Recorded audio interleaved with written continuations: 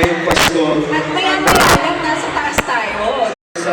As Rap, as MJ, as Rom. So, medyo kakaiba po ito na mapapanood. So, Yes, tama ka dyan. Kaya kaabang-abang talaga ang Strange Frequencies. Kaya naman mga barkada, let's go!